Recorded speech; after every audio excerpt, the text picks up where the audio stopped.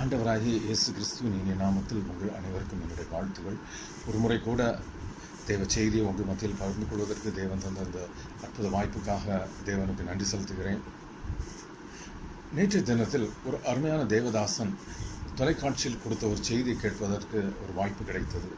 சபைகளுக்காகவும் தேசத்துக்காகவும் சபையின் ஐக்கியத்திற்காகவும் மிகுந்த பாரத்துடன் அந்த சகோதரன் ஜெபித்து பேசுகின்ற வேளையில் அவர் சொன்ன ஒரு காரியம் என் கவனத்தை ஈர்த்தது. அவர் சபைகளில் காணப்பட்ட ஒரு குறையாக அவர் சொல்லிய காரியம் என்னவென்றால், சபைகளில் ஜெப நேரம் பல வேளைகளில் குறைக்கப்பட்டு விட்டது என்று ஒரு ஆதங்கத்தோடு அவர் பேசியதை என்னால் கேட்கக்கூடியது. பல வேளைகளில் ஜெபம் நேரத்துக்கு பதிலாக ஆராதனை இல்லாவிட்டால் பாடல்கள் அதன் இடத்தை எடுத்து விட்டதோ என்று அவர் தன்னுடைய கருத்தை கூறுகிற வேளையில் அவர் கூறிய ஒரு வசனம், வேதத்தில் ஆலயம் அல்லாவிட்டால் தேவ சபையை குறித்து சொல்கிற வேளையில் ஜெப வீடு என்று தான் அழைக்கப்பட்டிருக்கிறது, அல்லாமல் ஆராதனை வீடு என்று அழைக்கப்படவில்லை என்று மிக அருமையான ஒரு காரியத்தை அவர் சுட்டி காட்டினதை என்னால் கேட்கக்கூடியது. இந்த நாளிலும் என்னுடைய செய்தி எப்படி நம்முடைய தேவ சபை அல்லாவிட்ட சபை கூடி வருகிற நேரத்தில் எப்படி ஜெபத்தை கூட்டுவது என்பது அல்ல என்னுடைய செய்தி. மாறாக ஒரு சபைக்கு அதை ஸ்தாபித்த அப்போஸ்தலனால் எழுதப்பட்ட ஒரு ஜெபத்தை குறித்து இந்த நாளில் நாம் தியானிப்பது நம்மளுடைய ஆவிக்குரிய வாழ்க்கைக்கு பிரயோஜனமாக இருக்கும் என்று நான் விசுவாசிக்கிறேன், நம்புகிறேன். ஒருவேளை இந்த ஜெபத்தை குறித்து நான் உங்களோடு சொல்ல வேண்டும் என்றால், எந்த எபேசியருடைய புஸ்தகத்தில் நீங்கள் இந்த ஜெபத்தை காணலாம். குறிப்பாக 2 ஜெபங்களை நீங்கள் அந்த புஸ்தகத்தில் நீங்கள் அந்த நிருபத்தில் நீங்கள் வாசிக்க கூடும். When we say 2 prayers, ஒருவேளை 2 பிரேயர் என்று நான் சொல்கிற வேளையில் நம்மளுடைய சிந்தனை ஒரு பிரசங்கம் கொடுப்பதற்கு முன்பாக 2 ஜெபங்கள் காணப்படுவது சகஜம். செர்மன் முன்பாக முதலாவது ஒரு ஜெபத்தில் பிரசங்கம் செய்கிறவர் சொல்கிற ஒரு காரியம், தேவன் இந்த வார்த்தைகளை நீர் ஆசீர்வதியும் என்று சொல்லி ஒரு ஜெபித்து பின்னால் அந்த செர்மன் முடிகிற வேளையில் மீண்டும் ஒரு ஆல்டர் கால் ஜெபமாக, ஆண்டவர் இந்த வார்த்தையின் மூலமாக இந்த ஜனங்களை நீ சந்திக்க வேண்டும் என்று கூறி முடிப்பது ஒரு customary template. It's a template, like we have 2 prayers at the beginning and at the end. ஆனால் இந்த நிறுவத்தில் இந்த ஜெபங்கள் தொடக்கத்திலும் முடிவிலும் காணப்படவில்லை என்பது it's a very interesting thing. In fact, both those prayers are found in between the epistles. நிருபத்தின் நடுவில் இந்த 2 ஜெபங்கள் காணப்படுவதனால் it's not a customary prayer, just like a prayer what we do in before and after the sermon. It's not a template. மாறாக இந்த ஜெபம் 2 நடுவில் கொடுக்கப்பட்ட ஒரு காரணம் என்னவென்றால், ஒருவேளை பவுல் ஒரு காரியத்தை சொல்லிக் கொண்டிருக்கிற வேளையில் அதனுடைய ஆழம் புரிந்து கொள்வதற்காக அந்த ஒரு வாஞ்சியோடு அந்த காரியத்தை அவர் சொல்கிற வேளையில் அதை கேட்கிற சபை அதை ஏற்றுக்கொள்ள வேண்டும் என்பதற்காக நிறுத்தி ஏறெடுக்கப்படுகின்ற ஒரு ஜெபமாக நாம் அந்த ஜெபங்களை நாம் காணலாம். எபேசியருடைய புஸ்தகம் 1ஆம் அதிகாரம் நாம் திருப்பிக் கொள்கிற வேளையில் முதல் 2 வசனங்களை நாம் பார்க்கின்ற வேளையில், it was the usual greetings from Paul to the church. Almost எல்லா சபைகளுக்கும் அவர் எழுதுகிற வேளை முதல் 1-2 வசனங்களில் பார்க்கின்றது அந்த சபையை அவர் வாழ்த்துவது அவருடைய ஒரு வழக்கம். ஆனால் 3ஆம் வசனத்திலிருந்து நாம் வாசிக்க கேட்கின்ற வேளையில் 3ஆம் வசனத்திலிருந்து அடுத்த 14 வசனம் வரை நாம் பார்த்தால் ஒரு அருமையான ஒரு வாக்கியம், அதாவது ஒருவேளை 3லிருந்து 14 வரை நம்ம பல வசனங்கள் நாம் நம்மளுடைய புதிய வேதாகமத்தில் நாம் காணலாம். ஆனால் மூல பாஷையாகிய கிரேக்க மொழியில் நீங்கள் பார்த்தால் அது ஒரே ஒரு வார்த்தை. It was a single statement in the original Greek language. இவ்வளோ வசனம் 3லிருந்து 14 வரை இருக்கக்கூடிய அவ்வளோ வசனம் 237 வார்த்தைகள் உள்ள அந்த காரியம் ஒரே ஒரு வார்த்தையாக, ஒரே ஒரு வாக்கியமாக கிரேக்க மூல பாஷையில் பவுல் எழுதியதை நீங்கள் ஒருவேளை நீங்கள் அறிந்திருக்கலாம். It was very interesting. One single statement carrying the whole story of salvation. ரட்சிப்பின் முழு காரியத்தையும் இந்த ஒரே ஒரு வாக்கியத்தில் பவுல் மிக அழகாக, அதிலும் குறிப்பாக திரித்துவ தேவத்தில் பிதா, குமாரன், பரிசுத்த ஆவி என்ற 3 நபர்களுடைய செயல்பாடும் ரட்சிப்பில் எப்படி இருக்கிறது என்பதை மிகவும் வேகமாக ஒரே வாக்கியத்தில் பவுல் அழகாக அதில் சித்தரித்திருப்பதை நாம் வாசிக்கலாம். முதலாவது நாம் வாசிக்கின்ற வேளையில் வசனங்கள் முதல் 2 வசனங்கள், அதாவது மூன்று முதல் 5 மன்னிக்கவும், முதல் 3 5 வரை உள்ள வசனங்களை நீங்கள் வாசிக்க ஒருவேளை கேட்டால், நாம் வாசிக்கின்ற வேளையில் பிதா நம்மை முன்குறித்ததை குறித்து நாம் அறியலாம். ரட்சிக்கப்பட்ட தேவ ஜனங்களை அல்ல தேவ மந்தையை பிதா முன்குறித்ததை நாம் காணலாம். இரண்டாவதாக நாம் காண்கிற வேளையில் வசனங்கள் 7-12 வரை பார்க்கின்ற வேளையில் அடுத்த வசனங்களில் நாம் காண்கிற ஒரு காட்சி, தேவனுடைய ரட்சிப்பு இயேசு கிறிஸ்து மூலமாக எப்படி பிதா நம்மளை முன்குறித்தாரோ அதே போல் இயேசு கிறிஸ்து என்ற அவருடைய திருக்குமாரன் மூலமாக, அவருடைய இரத்தம் மூலமாக நாம் மீட்கப்பட்டதை பவுல் எழுதியிருப்பதை நாம் காணலாம்.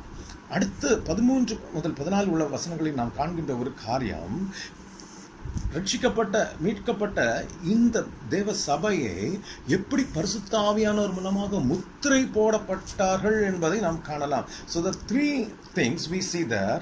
First we see the choosing of the children of God. Then we see the redemption of the children of God. Then we see the sealing of the children of God. 3 காரியங்கள்: தெரிந்தெடுத்தல், ரட்சிக்கப்படுதல், மீட்கப்படுதல், மூன்றாவதாக முத்திரை பதிக்கப்படுதல். இந்த 3 காரியங்களையும் ஒரே ஒரு வார்த்தை மூலமாக அழகாக, ஒரே ஒரு வாக்கியம் மூலமாக மிகவும் அருமையாக பவுல் அதை சொல்வதை நீங்கள் கேட்கலாம். இது கடந்து போகிற வேளையில் he is taking a breather. After a long statement he made in the Greek, he took a breather and he took next 2 verses to acknowledge the love and the faith of the church. ஒருவேளை இந்த சபை எபேசு என்று சொல்லப்பட்டிருக்கிற இந்த சபையில் 3 ஆண்டுகள் பவுல் அங்கு இருந்ததை நாம் வேதத்தில் அப்போஸ்தலர் நடபடிகள் மூலமாக நாம் அறியக்கூடும். பின்பு அவர் எபேசு சபை மூப்பர்களை ஒருவேளை அவர் சந்தித்ததாக நாம் வேதத்தில் அப்போஸ்தலர் 20 நீங்கள் காணலாம். But he never went to the church of Ephesians after that. 3 வருஷம் இருக்கிறாரு. தென் இந்த பர்டிகுலர் எபிசோட், இந்த நிருபம் அவர் எழுதுகிற வேளை நமக்கு நன்றாக தெரிந்திருக்கிறபடி சிறைச்சாலையில் இருக்கிற வேளையில் அவர் எழுதிய ஒரு காரியம், அந்த வேளையில் இந்த சபையை குறித்து அவர் கேட்ட காரியங்கள், it was very interesting and he acknowledged the love and the faith of that particular church. He had some good things to talk about the church. Now we come to the most important aspect of this sermon. இப்போ நம்ம பார்க்க போகிறது அடுத்த வசனங்களில், அந்த 15ஆம் வசனத்திலிருந்து அந்த அதிகாரம் முடிகிறது வரை நீங்கள் வாசிக்கிற வேளையில் ஒரு பவுலுடைய ஒரு ஜெபத்தை நீங்கள் கேட்கக்கூடும். அந்த பிரேயர், அந்த முதல் ஜெபம், 2வது ஜெபம் அடுத்த அதிகாரங்களில் நீங்கள் வாசிக்க கேட்கலாம். ஆனால் இந்த ஜெபம் it's a prayer of revelations என்றெல்லாம் வெளிப்பாடின் ஜெபம் என்று வேத வல்லுநர்களால் சொல்லப்படுகிறது. What is so special about this prayer? Here, இந்த ஜெபத்தில் நீங்கள் காண்கின்ற ஒரு காரியம் என்னவென்றால், 3 காரியங்கள் மூலமாக, 3 காரியங்களுக்காக பவுல் அந்த சபைக்காக தேவனிடத்தில் வேண்டிக் கொள்கிறார்.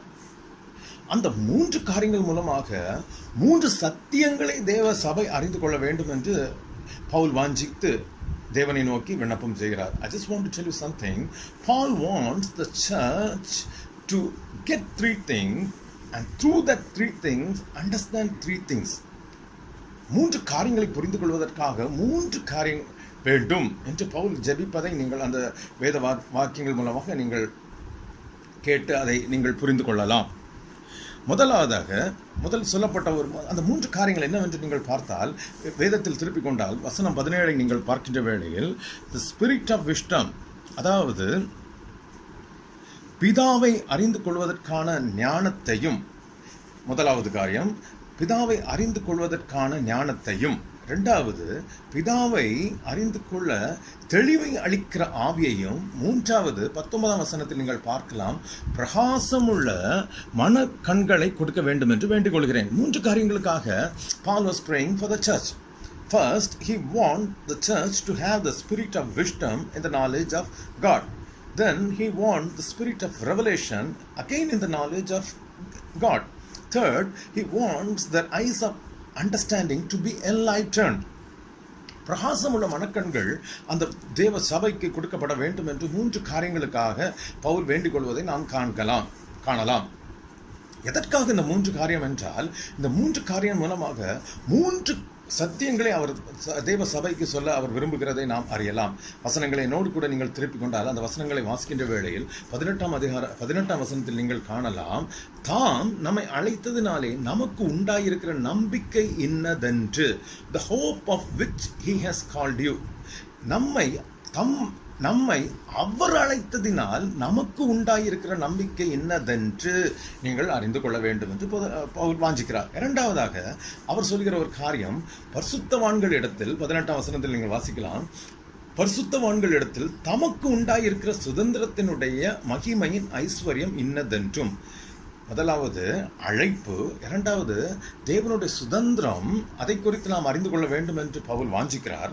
மூன்றாவதாக பவுல் சொல்கிற ஒரு காரியம், 19ஆம் வசனத்தில் நீங்கள் வாசிக்க கேட்கலாம், விசுவாசிக்கிறவர்களாகிய நம்மிடத்தில் காண்பிக்கும் தம்முடைய வல்லமை, the power toward us who are saved. விசுவாசிக்கிற நமக்கு தேவன் காண்பிக்க விரும்புகிற தேவனுடைய வல்லமை. முதலாவது தேவனுடைய அழைப்பு, இரண்டாவதாக நாம் காண்கிற காரியம் தேவனுடைய சுதந்திரம், பரிசுத்தவான்களிடத்தில் காணப்படுகின்ற தேவனுடைய சுதந்திரம், மூன்றாவதாக விசுவாசிக்கிறவர்களிடத்தில் தேவன் காட்டுகின்ற தேவனுடைய வல்லமை. 3 things of God we need to understand, and to understand we need the spirit of wisdom, we need the spirit of revelations, and we need our eyes to be enlightened.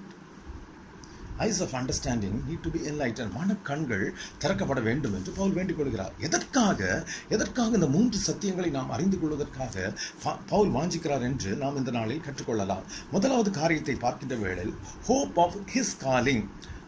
அவர் தாம் நம்மை அழைத்ததினால் நமக்கு உண்டாயிருக்கிற நம்பிக்கை. ஒருவேளை நாம் மெதுவாக சில காரியங்கள் சொன்னால் அதோட அர்த்தம் வேறு ஒன்றும் இல்லை. அந்த காரியங்களை நாம் தெளிவாக புரிந்து கொள்ள வேண்டும் என்பதற்காக ஒருவேளை ஒரு சில காரியங்களை நான் தெளிவாக சொல்வதற்காக மெதுவாக okay, hope of his calling. இதை நாம் அவர் நம்மை அழைத்ததினால் நமக்கு எப்படி நம்பிக்கை உண்டாகும்? ஒரு முறை ஒரு மிகப்பெரிய ஒரு அருவிக்காக இருபுறங்களிலும் கயர் கட்டப்பட்டு அதன் மத்தியில் அதன் நடுவில் ஒரு மனிதன் நடந்து போவதை ஜனங்கள் கண்டார்கள். This man was walking in a rope that was tied between the 2 sides of very big falls. அந்த நீர்வீழ்ச்சிக்கு 2 பக்கத்தில் கட்டப்பட்ட அந்த மனுஷன் அங்கே நடந்து போகும்போது ஜனங்கள் கரகோஷம் ஏற்படுத்தினார்கள். They were very happy and they were like just clapping and making merry. இந்த மனிதன் இந்த கரையை வந்து சேர்ந்த உடனே he asked one question. யாராவது என் கூட வருவீங்களா? நான் உங்களை தூக்கிட்டு அடுத்த கரைக்கு நான் கொண்டு போகிறேன். நிசப்தம், யாரும் வாயை திறக்கவில்லை. Everybody was scared. They appreciated his work, and when he offered to carry them to the other side, nobody was willing to go. Nobody wanted to take that risk. ஆனால் ஒரு குட்டி பையன் மட்டும் என்ன பண்ணான்னு சொன்னால் கையை தூக்கிட்டு ஓடி வரான். இந்த மனுஷன் அவனை என்ன பண்ணுறான்னா அந்த குட்டி தம்பியை தூக்கி தன்னுடைய தோளில் வைத்து விட்டு மீண்டும் அந்த கயரில் நடந்து போகிறார். கயரை பாதி போகிறாரு, அடுத்த கரையை சேர்ந்துட்டார். ஜனங்கள் they were all totally shocked, stunned. அப்படி இருக்கிற நேரத்தில் அந்த தம்பி அங்கே போய் சேர்ந்த உடனே எல்லாரும் வந்து கேட்குறாங்க, என்னப்பா நீ அவன் கூப்பிட்டுட்டான்னு சொல்லி அவன் அழைச்சிட்டான்னு சொல்லி நீ போயிட்டியே, எப்படி உன்னால் போக முடிஞ்சுன்னு சொல்லும்போது அந்த பையன் சொன்ன ஒரு காரியம், அழைத்தது என்னுடைய தகப்பனார். The man who called me is my father. தம்மை அழைத்ததினால் நமக்கு உண்டாயிருக்கிற நம்பிக்கை. யார் நம்மை அழைக்கிறார்கள் என்பதுதான் நம்மளுடைய நம்பிக்கையின் அஸ்திவாரம். ஒருவேளை இயேசு கிறிஸ்து இந்த உலகத்தில் ஒரு தேவகுமாரனாக நம்மை மீட்பதற்காக கடந்து வந்து இந்த சிலுவையில் மரிக்காமல் போயிருந்தால், what is my confidence that I will go to the other shore? I have none. I may live a very pious life, but there is no confidence in me to say that I will reach the other shore. அதாவது தேவனை நான் போய் கிட்டி சேர்வேன் என்று எந்த ஒரு நிச்சயமும் எனக்கு இல்லை.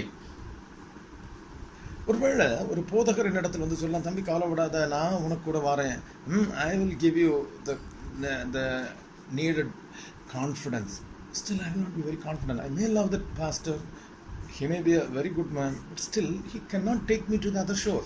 ஆனால் இங்கே நம்ம பார்க்கிறோம், தம்மை அழைத்ததினால் நமக்கு உண்டாயிருக்கிற நம்பிக்கை என்று சொல்கிற வேளையில் அந்த திருக்குமாரன் பிதா தன்னுடைய ஒரே பேரான திருக்குமாரனை இந்த உலகத்தில் அனுப்பி வைத்ததினால் he is making a call that you come. இதுதான் அழைத்ததினாலே யார் அழைக்கிறார்கள் என்பது மிகவும் முக்கியம். hope of his calling. It's not the hope of my calling or anybody's calling. Nobody can call me to the other shore. Only he can call me to the other shore, and only then I will have the needed confidence. அந்த நம்பிக்கை, இந்த நம்பிக்கை தான் நம்ம முதலாவது பார்த்த hope of his calling. அடுத்ததாக நாம் காண்கிற ஒரு காரியம், பரிசுத்தவான்களிடத்தில் நமக்கு உண்டாயிருக்கிற சுதந்திரம். அந்த வசனத்தை நீங்கள் ஃபுல்லாக வாசித்து பார்க்கிற வேளையில் வேத வசனம் இப்படி சொல்கிறது, பரிசுத்தவான்களிடத்தில் தமக்கு உண்டாயிருக்கிற சுதந்திரத்தினுடைய மகிமையின் ஐஸ்வர்யம் என்னதென்றும். பொதுவாக உங்களுக்கு சுதந்திரம் சொல்லும்போது ரொம்ப சிம்பிளாக நீங்கள் உங்களுக்கு நல்லாவே தெரியும் இல்லையா, சொத்து நம்ம சொல்கிறோம் இல்லையா. It was something that was accumulated by one man very earnestly for a next generation. அதில் சொல்லப்பட்டால் தன்னுடைய சந்ததி, அதாவது தன்னுடைய பிளட் லைன்னு சொல்லுவான் இல்லையா, அந்த இதற்காக அவர்களுக்கு கொடுப்பதற்காக ஒரு மனிதன் பிரயாசப்பட்டு சேர்த்து வைக்கிற ஒரு காரியம் சொத்து என்று, அல்லாவிட்டால் சுதந்திரம் என்று நமக்கு நன்றாகவே புரியும். வசனம் இங்கே ரொம்ப அழகாக சொல்லுகிற ஒரு காரியம் என்னவென்றால், தேவன் பரிசுத்தவான்களிடத்தில் தமக்கு உண்டாயிருக்கிற சுதந்திரம் என்று சொல்லி நிறுத்தாமல் கூட 2 காரியங்கள் சொல்லுகிறாங்க. அதன் மகிமையின் ஐஸ்வர்யம் இன்னதென்று நீங்கள் அறிந்து கொள்ள வேண்டும். என்ன சுதந்திரம்? ஓகே, ஆனால் வசனம் என்ன சொல்லுதுன்னா, அது மகிமையின் ஐஸ்வர்யத்தை, அல்லாவிட்டால் அதோடைய richness of the glory. You should understand the glory's inheritance and the richness you need to understand. Why?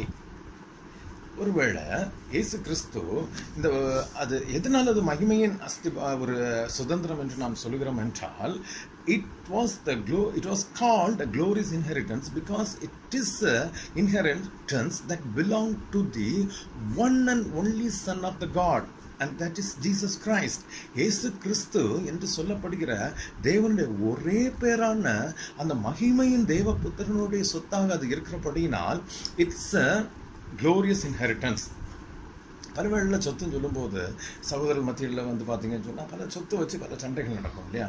அதில் மெயினாக சொல்லக்கூடிய ஒரு சண்டை என்னன்னு சொன்னால், பிரதானமான சொத்தை எங்கள் அப்பா என்னுடைய சகோதரனுக்கு கொடுத்துட்டாரு, எனக்கு ரொம்ப வேஸ்ட்டாக இருக்கக்கூடிய ஒரு ஒதுக்குப்புறத்தில் எனக்கு சொத்தை பிரித்து தந்துட்டாரு இல்லையா. ஆனால் இங்கே வேதவசனம் ரொம்ப தெளிவாக சொல்லுகிறது என்னவென்றால், மகிமையான சுதந்திரம், the prime, the perfect, the glorious inheritance, because this inheritance belonged to none other than the Son. தேவகுமாரனுடைய சுதந்திரம். மீண்டும் அதை வேறு வசனங்கள் மூலமாக நம்ம அதை ஒரு முறை கூட நம்ம பார்ப்போம். ஓகே, இந்த நேரத்தில் நம்ம பார்க்குறது க்ளோரியஸ் இன்ஹெரிட்டன்ஸ். ரெண்டாவது நம்ம பார்க்குற ஒரு காரியம் என்னவென்றால், நான் முதல்ல சொன்னது போல சொத்து என்பது, அல்லாவிட்ட அந்த சுதந்திரம் என்பது யாருக்கு அது கடந்து செல்லும் என்றால், அந்த தகப்பனாருடைய இரத்த வழியில் வந்த அவருடைய ஒரு சந்ததிக்கு அது கடந்து வருவது வழக்கம். It's not like the inheritance will go to someone who is no way related to the father or the one who is going to give away the inheritance. அது நமக்கு நல்லா தெரியும். நான் உங்களுக்கு அதை குறித்து விளக்கம் வேண்டிய அவசியம் உங்களுக்கு இல்லை. ஆனால் இங்கே நீங்களும் நானும் இந்த இரத்த சொந்தம் அல்ல அந்த இரத்த பந்தம் எப்படி நமக்கு ஏற்பட்டது என்றால், இதே எபேசியரோட புஸ்தகம் 7ஆம் வசனத்தில் நீங்கள் வாசிக்கும் போது நீங்கள் காணலாம், அவருடைய கிருபையின் ஐஸ்வர்யத்தின் படியே, because of the richness of his grace, இவருடைய இரத்தத்தினாலே பாவமன்னிப்பாகிய மீட்பு இவருக்குள் நமக்கு உண்டாயிருக்கிறது. இயேசு கிறிஸ்துடைய இரத்தத்தினாலே நீங்களும் நானும் மீட்கப்படுவதனால் என்ன சம்பவிக்கிறது என்றால், நீங்களும் நானும் தேவகுமாரனுடைய இரத்தத்தினால் நீங்கள் மீட்கப்படுகிறீர்கள். So there is a kind of relation being established through the blood of the Son of the living God. இன்னும் ஒருவேளை நீங்கள் இப்படி யோசித்து பாருங்களா, தேவன் இயேசு கிறிஸ்து மூலமாக நம்மை ரட்சித்தார். இயேசு கிறிஸ்து சிலுவையில் இறக்குறாரு. ரத்தம் சிந்தப்பட வேண்டிய ஒரு அவசியம் இருக்குது, நம்ம நன்றாகவே தெரியும். பாவ மன்னிப்பு வேண்டும், பாவத்தின் சம்பளம் மரணம், இதெல்லாம் நமக்கு தெரியும். So okay, that is fine. ஆனால் I'll ask you a question. Why God had to go further? ஒருவேளை தேவனுக்கு அதோடு நிறுத்திக்கலாம். இயேசு கிறிஸ்துக்கும் பிதாவுக்கும் வந்து பார்த்தீங்கன்னு சொன்னால், ஓகே, விழுந்து போன பாவம் தேவ ஜனங்கள், விழுந்து போன மனித சந்ததி, அதை மீட்பதற்காக மகன் அனுப்புகிறாரு, மகன் இறக்குறாரு, ரட்சிக்கப்படுறாங்க, மீட்கப்படுறாங்க, everything is fine, it's good. No more fear of death, no more wages for sin, everything is paid, good. ஆனால் தேவன் என்ன பண்ணுறாருன்னு சொன்னால் அதோட நிறுத்தலை. அவர் என்ன பண்ணுறாருன்னு சொன்னால், தம்முடைய குமாரனுடைய சுதந்திரத்தில் நீங்களும் நானும் பங்கெடுக்க வேண்டும் என்று விரும்புகிறார். ஒருவேளை பேசில் காணப்படுகிற 2ஆம் ஜெபம் நம்ம அதை குறித்து பார்க்க போவதில்லை. அதில் வந்து பவுல் சொல்கிற வேளையில் இந்த அன்பை குறித்து அவர் நம்ம தெரிந்து கொள்ள வேண்டும் என்று ஜெபிக்கிறார். அதன் ஆழம், அதன் அகலம். Just think for a moment. இயேசு கிறிஸ்து ரத்தம் சிந்தினாரு, மீட்டுட்டாரு, ஓகே. பிதா தன்னுடைய குமாரன் மூலமாக ஜனங்களுக்கு ஒரு ரட்சிப்பை கொடுத்துட்டாரு, fine. But why he had to share the inheritance he has had for his son? தன்னுடைய மகனுடைய சுதந்திரத்தை நீங்களும் நானும் எதற்காக அவர் பங்கு கொடுக்க வேண்டும்? புரிந்து கொள்ள முடியாத ஒரு தேவ அன்பு. It's very hard to understand the love of God and the Son. சரி, வசனத்துக்கு மீண்டும் திரும்பி வருவோம். இந்த சுதந்திரத்தை நமக்கு தருவதற்காக, நீங்கள் இப்போ சுதந்திரம் சொல்லும்போது ரட்சிக்கப்பட்டவுடன் நமக்கு கையில் இந்த சுதந்திரம் கிடைப்பதில்லை. அதற்காக நீங்கள் காத்திருக்க வேண்டிய ஒரு காரியம் இருக்கிறது. அந்த காத்திருப்பை குறித்து தான் நமக்கு ஒரு நம்பிக்கை வேணும். நமக்கு ஒரு அழைப்பு இருக்குது. அந்த அழைக்கிறாரு எதுக்குன்னு சொன்னால், உனக்கு ஒரு சுதந்திரம் இருக்குது, அதற்காக நம்ம அழைக்கிறார். அழைத்தவர் இன்னார் என்று நான் அறிந்திருக்கிறபடியால் நான் என்ன பண்ணுறேன், அதை நம்புகிறேன். That is fine. But now இந்த அழைப்புக்கு இல்லாவிட்டால் சுதந்திரத்தை தருவேன் என்று சொன்னதற்கு, இந்த சுதந்திரத்தை நீங்களும் நான் அடைவதற்கு அவர் என்ன பண்ணுறாருன்னு பார்த்தீங்கன்னு சொன்னால், வேத வசனம் அழகாக சொல்கிறது, பரிசுத்த ஆவியை நமக்கு ஒரு கேரண்டியாக, அல்லாவிட்டால் தமிழில் நீங்கள் வாசிக்கின்ற வேளையில் 14ஆம் வசனத்தை நீங்கள் வாசிக்கலாம். அவருக்கு சொந்தமானவர்கள் அவருடைய மகிமைக்கு புகழ்ச்சியாக மீட்கப்படுவார்கள் என்பதற்கு ஆவியானவர் நம்முடைய சுதந்திரத்தின் அச்சாரமாய் இருக்கிறார். என்னது? God, the Holy Spirit is the guarantee for my inheritance. ஒரு கேரண்டி கொடுத்துட்டாரு. யார் மூலமாக கொடுக்குறாரு? பரிசுத்த ஆவியானவர் மூலமாக ஒரு கேரண்டி கொடுத்துட்டாரு. சரி, இந்த பரிசுத்த ஆவியானவர் ஒரு கேரண்டி, ஓகே, ஒரு சீல், அதுக்கு முந்தின வசனத்தில் பார்க்கும், முத்திரை போடப்பட்டீர்கள், நமக்கு எல்லாம் தெரிஞ்ச காரியங்கள் தானே. அப்போ ஏன், what is the role of the Holy Spirit in all this? அவர் வந்து ஒருவேளை ஒரு முத்திரை போட்டுட்டோம், இல்லை அவர் ஒரு கேரண்டி கொடுத்துட்டாரு, இனி வந்துட்டு okay fine, Holy Spirit thank you for the good job done, bye அப்படின்னு சொல்லிட்டு நம்ம போயிடலாமா? சரி, வாசிக்கலாம். ரோமருடைய புஸ்தகம் 8ஆம் அதிகாரம் 14ஆம் வசனத்துக்கு நேராக நீங்கள் திருப்பிக் கொள்கிற வேளையில், ரோமர் 8:14, மேலும் எவர்கள் தேவனுடைய ஆவியினால் நடத்தப்படுகிறார்களோ அவர்கள் தேவனுடைய புத்திரராய் இருக்கிறார்கள். It's not that I get the guarantee of the Holy Spirit, now I need to be led by the Holy Spirit. தேவனுடைய ஆவியினாலே நீங்களும் நான் நடத்தப்படுகிற போது, நமக்கு இதுவரை வந்து பார்த்தீங்கன்னு சொன்னால் நீங்கள் மீட்கப்பட்ட பாவி தான். ஆனால் பரிசுத்த ஆவியானவர் உங்களுக்கு நடத்துகின்ற வேளையில் you become the sons of God. தேவ புத்திரராக மாறும்போது நீங்கள் என்னென்ன ஒரு உறவுக்கு நேராக நீங்கள் வருகிறீர்கள். அந்த வசனத்தில் அந்த உறவை குறித்து நீங்கள் அடுத்தும் வாசிக்கின்ற வேளை, அடுத்த வசனத்தை நீங்கள் மீண்டும் பார்க்கின்ற வேளையில், அந்தபடி திரும்பவும் பயப்படுகிறதற்கு நீங்கள் அடிமைத்தனத்தின் ஆவியை பெறாமல் அப்பா பிதாவே என்று கூப்பிடுகிற புத்திர சுவிகார ஆவியை பெற்றீர்கள். See, now you can call the very God, the very holy God, the very just God as Abba Father. It's very strange. It's very hard to understand. தேவன் மீட்டார், ஆனால் அந்த மீட்போடு அவர் நிற்காம, நீங்களும் நான் ஒரு சுதந்திரத்தை தாராரு. சுதந்திரத்தை தரும்போது, அவர் சுதந்திரம் தரும்போது அவர் என்ன தரலன்னு சொன்னால், மகனுக்கு ஒரு பங்கு, மிச்சம் உள்ளவங்களுக்கு வந்து வேலைக்காரர்களுக்குள்ள ஒரு பங்கு, அப்படி என்று சொல்லாமல் வசனத்தில் மீண்டும் நீங்கள் வாசிக்கின்ற வேளை, 17ஆம் வசனத்தை வாசிக்கின்ற வேளையில், நாம் அவர் என்ன பண்றாரு, நம்மளை தேவ புத்திரரா ஆக்குறாரு. அப்பா பிதாவே என்று கூப்பிடுகிற புத்திர சுவிகார ஆவியை தருகிற வேளையில் he is just putting you and me in the same level as his very own son. கேட்கறது ரொம்ப ஆச்சரியமா இருக்கும் இல்லையா? ஸோ நீங்க நினைக்கலாம் ஒருவேளை வந்து is a kind of exaggeration. No, not at all. Read the Bible verse 17 again. அங்க 14 வசனத்தில் நீங்க பார்க்கலாம், நாம் பிள்ளைகளானால் சுதந்திரருமாமே, தேவனுடைய சுதந்திரரும் கிறிஸ்துவின் உடன் சுதந்திரருமாமே. கிறிஸ்து பார்த்தீங்கன்னா, now what he is saying is, see, if you become the sons, you become the part of the inheritance, you become the co-heirs. இயேசு கிறிஸ்துவை போல நீங்களும் அந்த அதே பிரதான அந்த சொத்து. அதனால பார்த்தீங்கன்னு சொன்னால் இயேசு கிறிஸ்துவோட சேம் லெவலில் இருக்கிறதுனால தான் உங்களுக்கும் எனக்கும் கொடுக்கப்பட்ட சுதந்திரம் மகிமையின் சுதந்திரம் என்று சொல்லப்படுகிறது. It's not a different inheritance, it's the same inheritance which he has kept for his son. That very inheritance. வேறு சுதந்திரம் இல்லை, அதே சுதந்திரம். அதனால அது மகிமையான சுதந்திரம் என்று சொல்லப்படுகிறது. அதன் ஐஸ்வர்யம் அதை புரிந்து கொள்வதற்காக சபைக்கு பவுல் ஜெபிக்கிறார். சபைக்காக முதலாவது பவுல் ஜெபிக்கிறது எதற்காக என்றால், உங்களுடைய அழைத்தவரை நீங்கள் அறிந்திருக்க வேண்டும். அவர் தம்மை அழைத்ததினால் நமக்கு உண்டாயிருக்கிற நம்பிக்கை இன்னதென்று நீங்கள் அறிந்து கொள்ள வேண்டும். Because it is he who has called, not somebody else. No substitutes, no Mary, nobody else. It's he made the call. I don't have to depend on anything else. Second, he has an inheritance, and that inheritance is not secondary. அல்லாவிட்டால் ஒரு இரண்டாம் தரமான ஒரு சுதந்திரம் அல்ல, மகிமையான சுதந்திரம். அந்த மகிமை எதனால் அது மகிமையான சுதந்திரம் என்றால், அது அவர் தம்முடைய ஒரே குமாரனுக்காக அவர் வைத்திருக்கிற சொத்தில் நீங்களும் நானும் சக பங்காளிகளாக மாறிவிட்டோம். எப்படி நாம் மாறிவிட்டோம் என்றால், நீங்களும் நானும் அப்பா பிதாவே என்று கூப்பிடுகிற புத்திர சுவிகார ஆவியை பெற்றதினால் நீங்களும் நானும் அந்த பாக்கியத்துக்கு நேராக கடந்து சென்றோம். கேட்க ரொம்ப நல்லா இருக்கு இல்லையா? ஆனால் ரோமர் 8:17 ஒரு காரியத்தை சொல்லுகிறார்.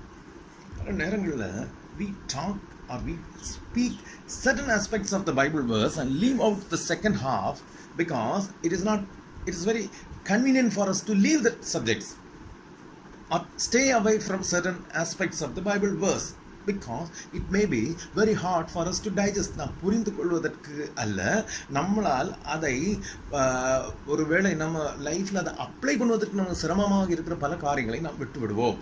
ரோமர் அந்த வசனத்தில் பார்க்கலாம். ரோமர் 8:14 பார்க்கும்போது, நாம் பிள்ளைகளான சுதந்திரமாமே, தேவனுடைய சுதந்திரம் கிறிஸ்துவின் உடன் சுதந்திரமாமே என்று சொல்லி முடிக்காமல் பவுல் ஒரு காரியம் சொல்கிறார். கிறிஸ்துவோடைய நாம் மகிமைப்படும்படிக்கு அவருடனே பாடுபட்டால் அப்படி ஆகும். இயேசு கிறிஸ்து ரத்தம் சிந்திட்டாரு, எல்லாம் சரிதான், மீட்பு கிடைச்சிட்டு சுதந்திரராயிட்டோம், உடன் சுதந்திராயிட்டோம், எல்லாம் நல்லது. ஆனால் தேவனுடைய அளவிட்ட இயேசு கிறிஸ்துவோடைய மகிமையில் நாம் அவரோடு சேர்ந்து மகிமைப்படும்படிக்கு அவருடைய பாடுபட்டால் அப்படி ஆகும். என்ன அது பாடு என்று நாம் காணலாம். We should know what is that struggle I have in this Christian life. Pavul ஆனாலும் சரி, பேதுரு ஆனாலும் சரி, யோவான் ஆனாலும் சரி, everybody, every books you see in the New Testament talks about that. But இந்த நாளில் அதை ஒரு வேளை வந்து பார்த்திங்கன்னா பிலிப்பியர்லாம் சொல்லப்பட்டது போல் ஒரு சிலர் வந்து வேறு வழியில் போகிறாங்க. they take that gospel in a different direction. I don't want to speak about them at this time. But let me go to the third part of the prayer. மூன்றாவதாக பவுல் ஜெபிக்கிற ஒரு காரியம், சபை அறிந்து கொள்ள வேண்டிய, அல்லது சபை புரிந்து கொள்ள வேண்டிய, அல்லது சபையோட மனக்கண்கள் திறந்து கிரகித்து கொள்ளக்கூடிய ஒரு காரியம் என்னவென்றால், மூன்றாவது காரியம், விசுவாசிக்கிறவர்களாகிய நம்மிடத்தில் காண்பிக்கும் தம்முடைய வல்லமை. விசுவாசிக்கிறவர்கள் யாரு? நீங்களும் நானும். நம்மிடத்தில் காண்பிக்கப்படுகின்ற அவருடைய வல்லமை, தம்முடைய வல்லமை. It's not my power. It's very interesting இல்லையா? தம்முடைய வல்லமை வசனத்தில் நீங்கள் பார்க்கின்ற வேளையில் தம்முடைய வல்லமையின் மகா மேன்மையான மகத்துவத்தின் சத்துவத்தை நீங்கள் என்ன பண்ணணுமா? சத்துவம் என்னதென்று மகிமை, அந்த வல்லமையோடைய அந்த வல்லமையோடைய என்னெல்லாம் நமக்கு தெரிஞ்சிருக்கோம், மேன்மையும் தெரிஞ்சிருக்கணும், அதுக்கு சத்துவம் எல்லாம் நமக்கு தெரிஞ்சிருக்கணும்னு சொல்லி பவுல் ஜெபம் பண்ணுறாரு. நல்ல காரியம். ஆனால் நான் கொஞ்சம் அதுக்கு மேல் வசனத்தில் அதே வசனத்தை மேல் பகுதியை வாசித்தோன்னா, இது என்ன வல்லமை என்று பார்த்தா என்றால் நீங்கள் ஒருவேளை நினைக்கலாம் தேவ வல்லமை என்று சொல்கிற வேளையில் தேவனோட வல்லமை உங்களுக்கு நல்லாவே தெரியும்ல. அண்ட சராசரங்களை ஒரு வார்த்தையினால் படைக்கிற வல்லமை. He is a creator God. By his very word he can create the whole world. That is a power. Then he can do n number of miracles. He did that while he was in the earth. தேவன் உலகத்தில் காணப்பட்ட நாட்களில் பலவிதமான அற்புதங்களை அதிசயங்களை செய்தார். அது வல்லமை இல்லையா? ஒருவேளை விசுவாசிக்கிறவர்களாகிய எனக்கும் உங்களுக்கும் பவுல் நீங்கள் நினைக்கலாம் இந்த வல்லமையை அவர் காண்பிக்க வேண்டும் சொல்லி ஜெபம் பண்ணுறாரா? No, that is not false prayer. மேல வசனத்தை வாசித்து பார்க்கிற வேளையில் தாம் கிறிஸ்துவை மரித்தோரிலிருந்து எழுப்பி அவரில் நடப்பித்த தமது பலத்த சத்துவத்தின் வல்லமைப்படியே. என்ன வல்லமை? இயேசு கிறிஸ்துவானவரை மரித்தோரிலிருந்து எழுப்பின வல்லமை. What is the power? Resurrection power, உயிர்த்தெழுதலின் வல்லமை. கிறிஸ்துவை மரித்தோரில் இருந்த கிறிஸ்துவை எழுப்பின ஒரு வல்லமை. இதைத்தான் நீங்கள் தெரிந்து கொள்ள வேண்டுமே அல்லாமல் வேறொரு வல்லமை குறித்து பவுல் சொல்லவில்லை. See, as a church, we seek many powers from God. We want to do miracles. We want to cast away demons. We want to do a number of things that will bring glory to God and of course glory to us also. That's what we seek. ஆனால் சபை விசுவாசிக்கிறவர்களாகி நீங்களும் நானும் தெரிந்து கொள்ள வேண்டிய ஒரு வல்லமை எது என்று பவுல் சொல்கிறார் என்றால் கிறிஸ்துவானவரை மரித்தோரிலிருந்து எழுப்பின வல்லமை. What is that power? What is the resurrection power? என்னோடு திருப்பிக் கொள்ளுங்கள். ரோமர் பிலிப்பியரோட புஸ்தகம். பவுல் இந்த உயிர்த்தெழுதலின் வல்லமை குறித்து சொல்கிற வேளையில் பிலிப்பியரோட புஸ்தகம் 3ஆம் அதிகாரம் 10ஆம் வசனத்தில் மிகவும் அருமையான ஒரு காரியத்தை அவர் சொல்கிறார். அவர் என்ன சொல்லார்னா, கிறிஸ்துவை பற்றி சொல்கிற போது Paul was very keen to learn what this resurrection power is all about.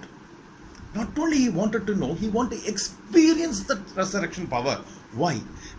Pavul நீங்கள் நல்லா தெரிஞ்சுடுங்க, பவுலுக்கு இந்த சொல்லப்போனால் உயிர்த்தெழுதலின் வல்லமை குறித்து அறிவது மட்டும் இல்லை, அதை அனுபவிப்பதும் அவசியம் என்று அவருக்கு ரொம்ப ஒரு வாஞ்சி இருப்பதை நீங்கள் பிலிப்பியரோட புஸ்தகத்தை நீங்கள் வாசித்துக் கொள்ளலாம். அங்கே என்ன சொல்லியிருக்குன்னா, இப்படி நான் அவரையும் அவருடைய உயிர்த்தெழுதலின் வல்லமையும் அவருடைய பாடுகளின் ஐக்கியத்தை அறிகிறதற்கும்.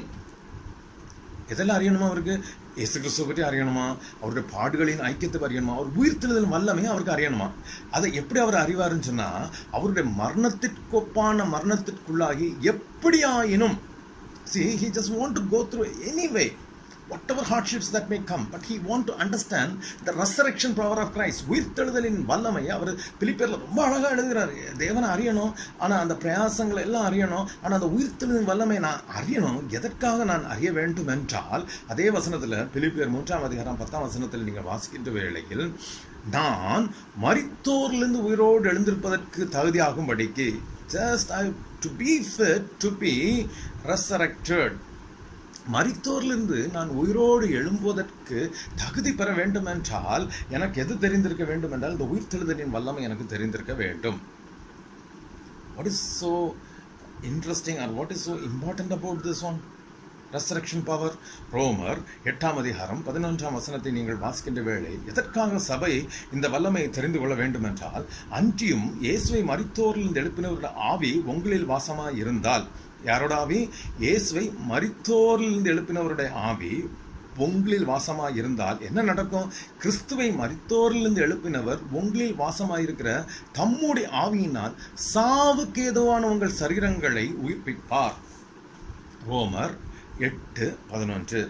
அருமையான ஒரு வசனம், நமக்கு எல்லாம் தெரிஞ்ச ஒரு வசனம் தான் இல்லையா?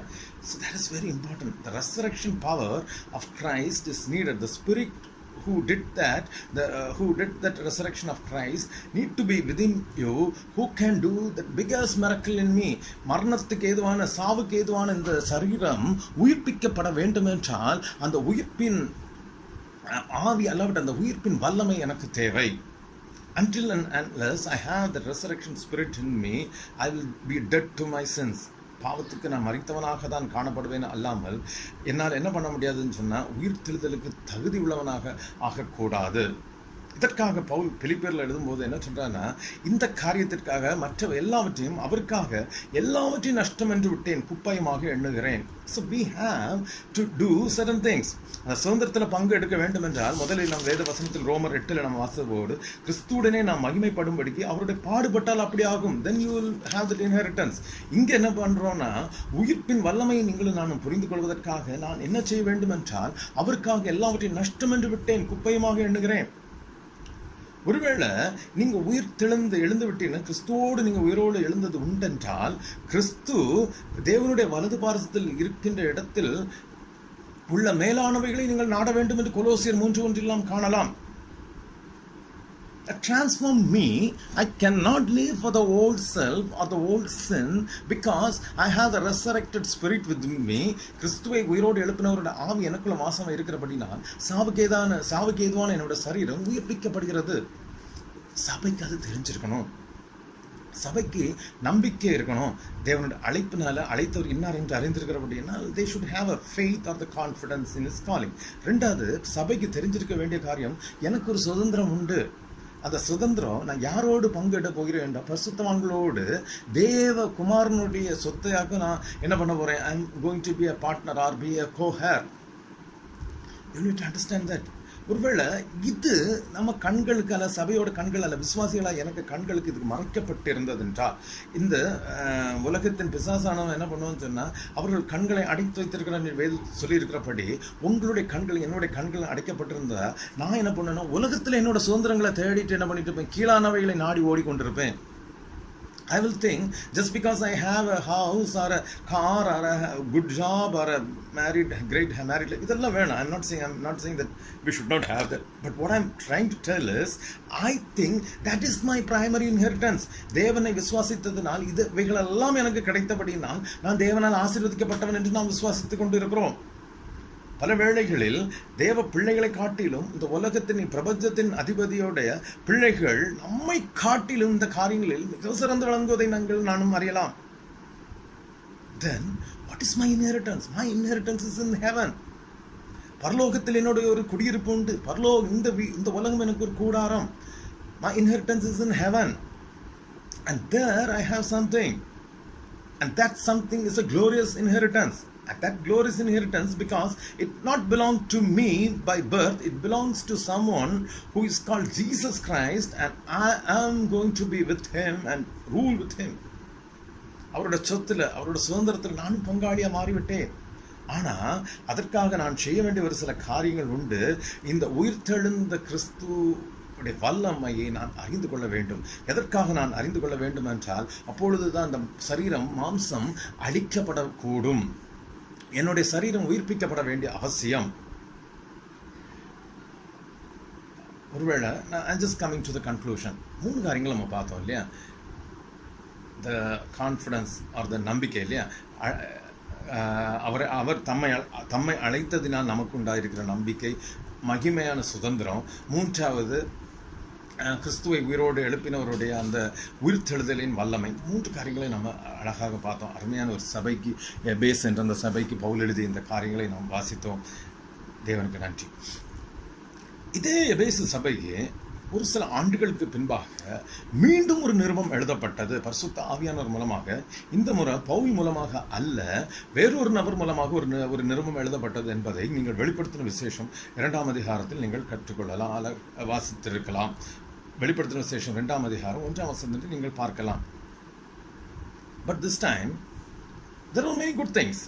இந்த சபையை குறித்து சொல்லப்பட்டதுக்கு நிறைய காரியங்கள் இருந்தது. அவங்களுக்கு பொறுமை, சகிப்புத்தன்மை, இன்னும் சொல்ல போனால் கள்ளப்போஸ்தலர்களை கண்டு கொள்ளக்கூடிய காரியங்கள் எல்லாம் இருந்து. ஆனால் வசனம் என்ன சொல்லுகிறது என்றால், ஒரு காரியத்தில் அவர்களை சொல்லுங்க, ஆதியிலே, வசனம் வாசிக்கலாம், ஆதியிலே நீ கொண்டிருந்த அன்பை விட்டா என்று உன் பேரில் எனக்கு ஒரு குறை உண்டு. யார் சொல்றார்? Holy Spirit is telling to the church in Ephesus, there was a church, and initially they got a letter from Paul, and Paul prayed for them to have certain enlightenment, and now ஆண்டுகள் ஓடிக்கொண்டிருக்கிறன. வெளிப்படுத்தின விசேஷ காலகட்டத்தில் யோவான் என்று எழுதுகிற வேளையில் இந்த சபையில் ஒரு குறை காணப்பட்டது. What was the problem? ஆதியிலே என்மேல் கொண்டிருந்த அன்பை விட்டாய். இந்த செய்தியை கேட்டுக்கொண்டிருக்கிற அருமை திருச்சபையை, அருமையான விசுவாசியை, ஒருவேளை இந்த நாளில் ஆலயம் பூட்டப்பட்டு இருக்கிறது என்று நீங்கள் அங்கலாய்த்து கொண்டிருக்கிறீர்களோ? பூட்டப்பட்டது நன்றாக தெரிந்து கொள்ளும். பூட்டப்பட்டது ஒரு கட்டிடம் தான். Where is the real temple? பவுல் ஒருவேளை 1 கொரிந்தியர் 3:16 சொல்லப்பட்டது போல ஆலயம் ஆலயம் என்று சொல்கிறோமே, அந்த ஆலயம் நீங்களும் நானும் தான் அந்த ஆலயம் என்று பவுல் சொல்வதை போல நம்மளை சில நேரங்களில் ஞாபகப்படுத்த வேண்டியது இருக்கிறது. 1 கொரிந்தியர் 3:16 நீங்கள் வாசித்திருக்கலாம், 6:19 நீங்கள் வாசித்திருக்கலாம். அங்கு நீங்கள் வாசிக்கிற வேளையில் பவுல் என்ன சொல்றாருன்னு சொன்னால், அறியாதிருக்கிறீர்களோ, நீங்கள் தேவனுடைய ஆலயமாக இருக்கிறீர்கள் என்றும் தேவனுடைய ஆவி உங்களில் வாசமாக இருக்கிறது என்றும், நம்ம சொல்ல போனால் நம்ம இந்த உயிர்த்தெழுந்த கிறிஸ்துவை உயிரோடு எழுப்பினவருடைய ஆவி உங்களை சரீரத்தை மாம்சத்தை பாவம் வர கழுவுகிற இந்த காரியங்கள் எல்லாம் வாஸ்தவம் இல்லையா? அந்த தேவனுடைய ஆவி உங்களில் வாசமாக இருக்கிறது என்று அறியாதிருக்கிறீர்களோ? having lost the knowledge. That is the reason the church need to know this foundational truth about God or Jesus Christ or his redemption. ரட்சிப்புன்னு சொல்லக்கூடிய இயேசு கிறிஸ்து சிலுவையில் இறந்தார், மரித்தார், 3ஆம் நாள் உயிரோடு எழுந்தார். அவர் விசுவாசிக்கிற நான் எல்லாம் பரலோகத்துக்கு போயிடுவேன்னு சொல்லுறது, it's a very plain way of putting things. There is more to it. அந்த மகிமையில் பங்கெடுக்க வேண்டும் என்றால் அப்போஸ்தலனாகிய பவுல் சொல்லப்பட்ட போதில் நீங்களும் நான் என்ன பண்ண வேண்டியிருக்கு? பாடுபட வேண்டியது இருக்குது. மற்ற காரியங்கள் எல்லாவற்றையும் குப்பையாக எண்ண வேண்டியது இருக்குது. இன்னும் சொல்ல போனால் கிறிஸ்துவானர் பிதாவின் இடத்தில் உள்ளவைகள் இருக்கிற மேலானவைகளை குறித்து நீங்கள் தேட வேண்டியது இருக்கிறது. கொலோசியரில் சொல்லப்பட்டது போல இது பல பல பல பல காரியங்கள் இருக்குது. I don't have the time for that. But I just asking your question. Where am I? 3 காரியங்களை நான் உங்களோட கேட்குறேன். How is our first love? ஆதியிலிருந்த உங்களுடைய அன்பு இப்போ எப்படி இருக்கிறது? 2வது ஒரு கேள்வி, have you lost it? நீங்கள் ஒருவேளை அதை இழந்து விட்டீர்களோ?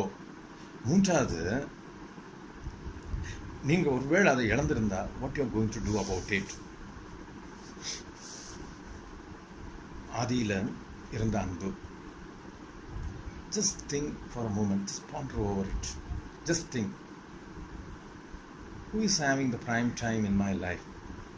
To whom or to which I am giving the prime time of my day? என்னுடைய நாளில் அல்லாவிட்டால் என்னுடைய அன்பில் பிரதானமான காரியத்தை நான் யாருக்காக அல்லாவிட்டால் எதற்காக நான் கொடுக்கிறேன் என்ற ஒரு கேள்வி நீங்களும் நானும் கேட்க வேண்டியது ஒரு அவசியம். ஒருவேளை தேவ பிள்ளைகளாக தேவன் ரட்சிக்கப்பட்ட காலத்தில் உங்களுக்கு தேவனுக்கு மேல் இருந்த அன்பு குறைந்து விட்டதோ? உங்களுடைய வசனத்தை தியானிக்கும்படி குறித்த ஜாமன்களுக்கு முன்பாக என் கண்கள் விழித்துக் கொள்ளும் என்று நீங்கள் சொல்லிக் கொண்டிருந்த காலம் எல்லாம் கடந்து போய்விட்டதோ? I'm not asking it. I'm asking myself. Have I lost my first love? இந்த செய்தி நீங்கள் நினைக்கிறது வரை it's not for you, it is for me also. I have my own struggles. ஆதியில் இருந்த அந்த அன்பை நான் பல நேரங்களில் இழந்துட்டனோன்னு சொல்லி நான் யோசிக்கிறது உண்டு. Yes, that is correct. அடுத்தது, how we lost it, to whom we lost it, that we need identify. ஏன்னா இதை நீங்கள் ஐடென்டிஃபை பண்ணதான் பவுல் சொன்னது போல அதை குப்பை என்று நீங்கள் மாற்றி போட வேண்டும். Until unless you do that, if you don't remove that, another thing will be removed from your life.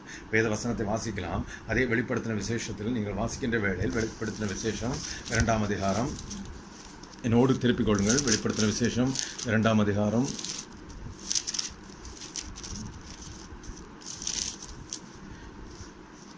5ஆம் வசனம். ஆகையால் நீ இன்ன நிலைமையில் இருந்து விழுந்தாய் என்று நினைத்து மனம் திரும்பி ஆதியில் செய்த கிரியைகளை செய்வாயாக. இல்லாவிட்டால் நான் சீக்கிரமாய் உன்னிடத்தில் வந்து நீ மனம் திரும்பாத பட்சத்தில் உன் விளக்கு தண்டை அதினிடத்தினின்று நீக்கி விடுவேன். If you don't remove that, the lampstand will be removed from its place. விளக்கு தண்டை அதினிடத்தினின்று நீக்கப்படும். எனக்கு தெரியாது, உங்களுக்கு தான் தெரியும். Only you know what is the original state. என்ன நிலையில் முதலில் இருந்தது, உங்களுடைய அன்பு என்ன நிலையில் இருந்ததுன்று எனக்கு தான் என்னுடைய காரியம் தெரியும், உங்களுக்கு தான் உங்களுடைய நிலைமை தெரியும். இயேசு கிறிஸ்து உங்கள் வாழ்க்கையில் என்ன இடத்துல நீங்கள் வச்சுருந்தீங்க, what was the love you had for Jesus Christ. ஆதியில் நீங்கள் கொண்டிருந்த அன்பு எது என்று உங்களுக்கு தான் தெரியும். And only you know what has replaced that. எது அதனுடைய இடத்தில் வந்துவிட்டது என்று உங்களுக்கு தான் தெரியும். என்ன பொருள் வந்தது, அல்லது எந்த நபர் வந்து விட்டார் என்று. இயேசு கிறிஸ்துவுக்கு நீங்கள் கொடுத்து கொண்டிருந்த அன்பை வேறு யாருக்காக அல்ல எதற்காக நீங்கள் கொடுக்கிறீர்கள் என்று உங்களுக்கு தான் அது தெரியும். And only you can go back to that original state. அந்த முதல் கட்டத்திற்கு நீங்கள் எப்படி இருந்தீர்களோ வசனம் சொல்கிறது, ஆதியில் செய்த கிரியைகளை செய்வாயாக. நீ எந்த இடத்துலேருந்து விழுந்தியோ அந்த இடத்துக்கு நீ திரும்ப போகணும்னு சொன்னால், நீ ஆதியில் எந்த காரியங்களை செய்து கொண்டிருந்த அந்த காரியங்களை நீ மீண்டும் செய்ய வேண்டும். ஆனால் நீ மனம் திரும்பாமல் இருந்தால், I don't want to explain that. If not, I'm just going to leave it as like that. It is up to you. It's up to you to take the call. It's up to you to respond. அடைக்கப்பட்ட ஒரு நாட்கள் நாம் சொல்லிகிட்டு இருக்கோம் இல்லையா? ஆனால் உண்மைக்கு அடைக்கப்பட்டது எது என்று நாம் யோசிக்க வேண்டும். கிறிஸ்துவோடு உள்ள உங்களுடைய உறவு எப்படி இருக்கிறது? புத்திர சுவிகார ஆவியை நமக்கு தந்து தன்னுடைய குமாரனுடைய சொத்தை நீங்களும் நான் பங்கிடுவதற்காக ஆயத்தப்படுத்தி அழைத்து, நீங்கள் அந்த பரிசுத்த ஓட்டத்தில் நீங்கள் ஓடுவதற்கு உங்களுக்கு ஒரு பரிசுத்த ஆவியான ஒரு முத்திரையாக தந்து, உங்களை கிறிஸ்துவை உயிர்ப்பித்த அந்த ஆவியானவர் மூலமாக பாவத்தினால் மரித்து போயிருந்த உங்களுடைய மாம்சத்தை உயிரடைய செய்து, இத்தனை காரியங்களை செய்து உங்களை அவர் ஒரு குமாரனாக தேவகுமாரனுடைய ஒப்பாக வைத்து தன்னுடைய பிள்ளையாக அவர் அழைக்கிற வேளையில் ஆதியில் கொண்டிருந்த நன்மை நீ விட்டுவிட்டாயோ? ஆவியானவர் சபைகளுக்கு சொல்லுகிறதை காதுள்ளவன் கேட்க கிடையாது. தேவன் தாம் இந்த வார்த்தைகள் மூலமாக உங்கள் ஒவ்வொருவரோடும் பேசட்டும். ஆமென்.